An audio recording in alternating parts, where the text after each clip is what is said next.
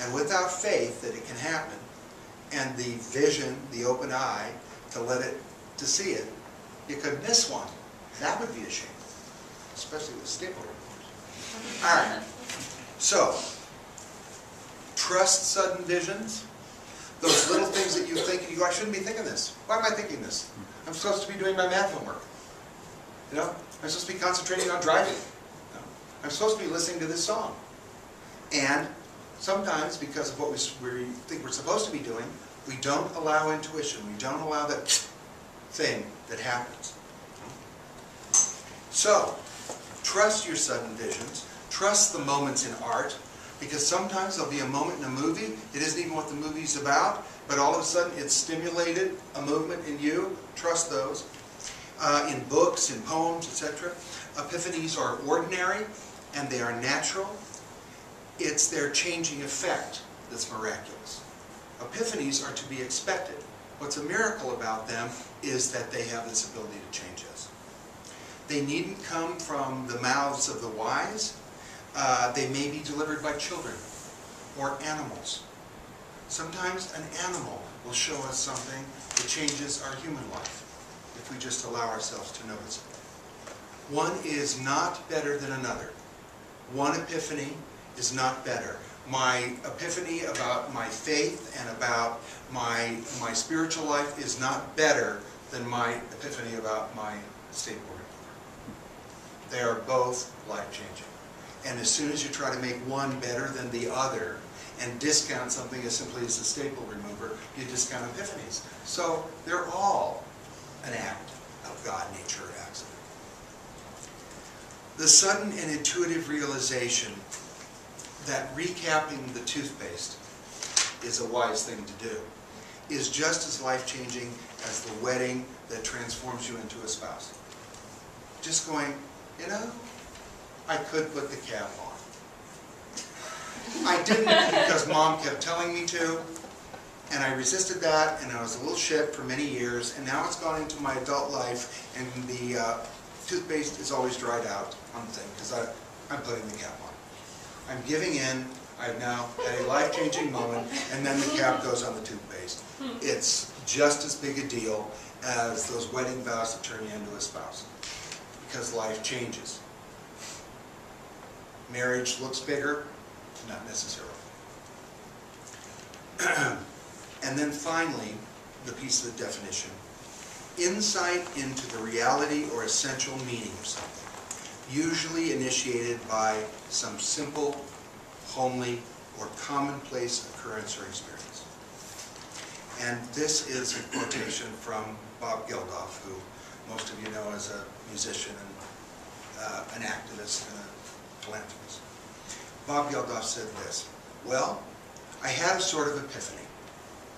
I was in a great band. And it's very cool to be 53 years of age and finally realize that when you were a stupid kid, you were actually in a great band. Now, he hasn't been in the Boomtown Rats for 25 years. He's done a lot of other things that are really important in the world. And yet, at 53, he turned around and said, I was in a great band. And the whole time I just thought, you know, I was in a band. Who knew? You know, 25 years after he actually was participating in this, he finally went, I'm one of the lucky few in the world that got to be in a great band. What a deal. An epiphany.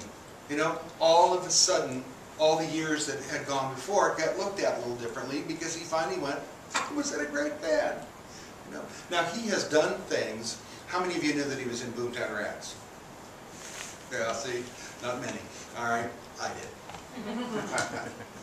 However, and we probably, more of you know his name because of his activism and philanthropy and the great things he's done for kids' education around the world, to relieve poverty, especially his fresh water projects, where more people have clean drinking water, largely because of his activism and who he's brought into the cause. He, by the way, is the guy who taught, what's the other guy with the one name? Who's the Bono. name? Bono. Bob Geldof is the one that stimulated Bono in his activism. And Bono has done a lot of great things. We all know him for that. And that's what he knew himself for until one day he woke up and went, I was in a great dang band. Who know, I missed it. I just didn't allow myself to know. Epiphany. So, sometimes we simply have to look again. We just have to look again. And we notice things that we never noticed before. And sometimes, when we notice what we haven't noticed before, there is the epiphany. We suddenly go, oh. We were talking the other day, Samantha and I, about her parents and what it took for them to exist. And then I mentioned what it took for my mom to raise kids. My mom didn't have a dryer, she didn't have a dishwasher, she hung out every piece of laundry for the entire time she didn't have a scrubbing machine, or she had a Hoover vacuum cleaner that you pushed around like that. It didn't have attachments, you know, and yet she raised 3 kids, she did all that stuff, she got by without all this stuff we have. And we were just talking about, Samantha was sharing some things about how her parents pieced together an existence. And, you know, I know both of her parents as people my age. And I said, so, you know, and it just never occurred to me. I said, you know, how old were your parents? She said, 22, 23. When they were married. They were married for a while and then they weren't. And so during this period that Samantha and her sister were born, and her parents were married and came to the dissolution of their marriage and went in different directions, all that stuff happened. They were 22 or 23 years old. Now Samantha knew that, but I'm thinking, wait a minute, B was 22? Your mother was 22? Her mother is like, her mother was probably a woman at 2. You know, I mean, she's just got a command and a maturity about her that would, and it was an epiphany for me to actually imagine what this woman that I know at 55 or 60, what this woman must have been like at 22, and that she had children, and that one of those children is now my friend, and, you know, that was an epiphany for me. It was just that I had to spin my head around and actually get a vision of what B looked like at 22. They happen all the time in that way. And it's so important that you, I think, allow them to be, maybe not important, but vital. They're a life force. These moments when your mind is asked to completely turn around, to completely see something brand new that may have been right in front of you or may not have been, but all of a sudden, I was in a really great band. The whole time I was in it, I didn't notice that. But now I can see it. And not just looking back. Bob saw their greatness that he couldn't observe when they were busy being great. Interesting thing. So, I posed these questions in the email, and I want to answer them. They're holy and yet commonplace, godlike and yet normal. Yep, they are both. Can we make these moments happen? Nope. We can only allow them to happen. Can we stop them? No. Emphatically, you cannot. Sometimes we yearn for them and they elude us. Don't yearn. Don't yearn. Just wait. Just allow. Just notice. Sometimes we wake up and the inside is there. Wake up.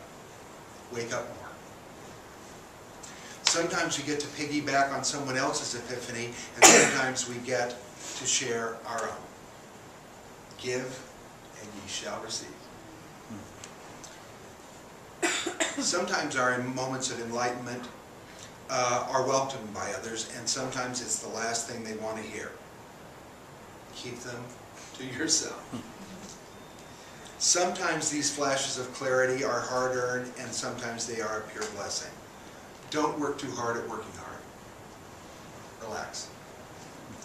Most times we have them on our own, and sometimes we share them with the world in a moment of universal meaning. Epiphanies are ultimately personal. Share them only to speak them out. Don't share them with the intended result of changing someone else. They will change if they change. Sometimes the thing you least think will move them does, and sometimes the thing you most want to move them won't.